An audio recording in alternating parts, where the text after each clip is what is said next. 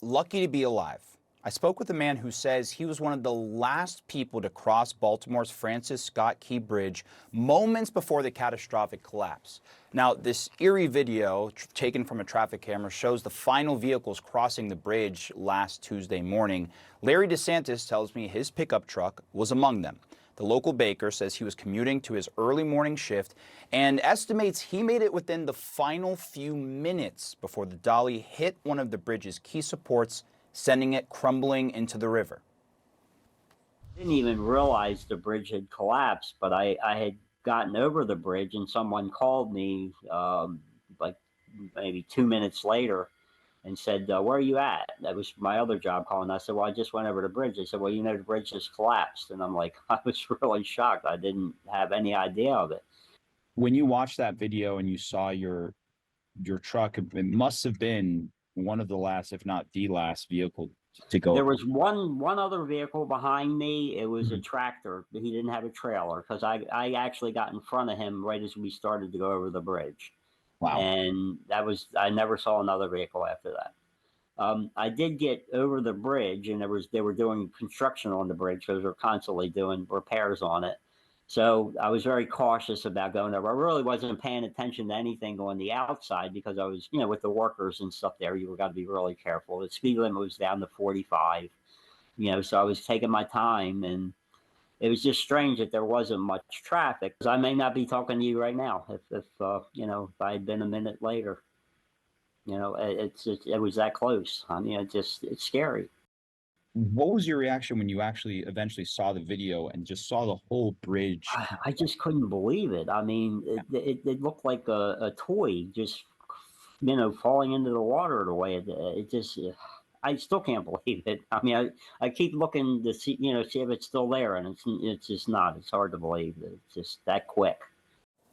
And still, almost a week later, there's a lot that needs to be done. Major developments on the ground today, including the Coast Guard says the first section of the collapsed bridge has been removed from the water.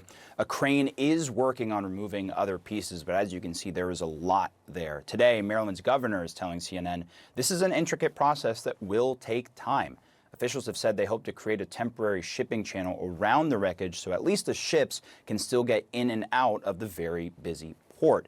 All right, happening now, an important milestone in Baltimore. Right there, you can see live pictures of the Patapsco River, the collapsed Key Bridge there through the fog. What is happening there now is very important. Crews are getting ready to open a temporary alternate channel around that collapsed Key Bridge for essential traffic in and out of the port. That port, obviously one of the busiest in the country. It has been closed to traffic for nearly a week now. CNN's Gabe Cohen is on the shores of the Patapsco River this morning. Gabe, why don't you tell us what will be happening?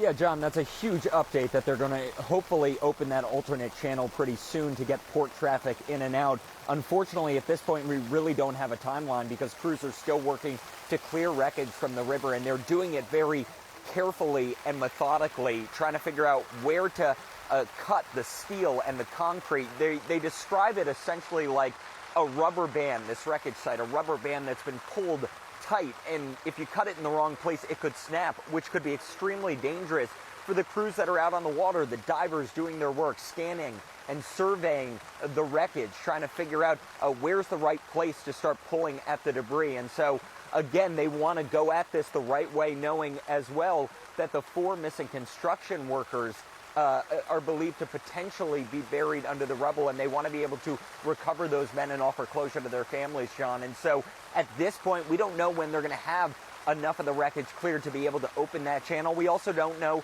the size of the ship that's going to be able to actually access it, whether it's going to be able to handle, let's say, a container ship. But thousands of jobs at the port and around Baltimore are at stake right now. Millions of dollars in local impact in lost wages to port workers as well as business operations.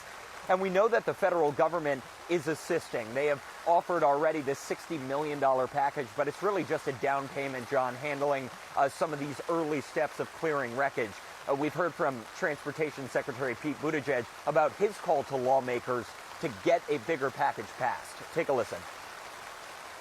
Well, the pitch is your district could be next. And also, this has historically been bipartisan. And I'm not just reaching back to bygone eras. Remember, the infrastructure package itself, President Biden's infrastructure plan, went through on a bipartisan basis. A lot of people didn't think that was possible when we got here in 2021, but the president never gave up on the idea. And sure enough, a lot of Republicans were willing to cross the aisle, work with President Biden, work with Democrats to get this done.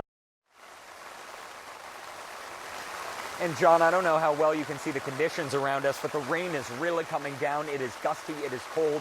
Again, just really tough conditions for the workers out there trying to clear all of that wreckage from the Patapsco River.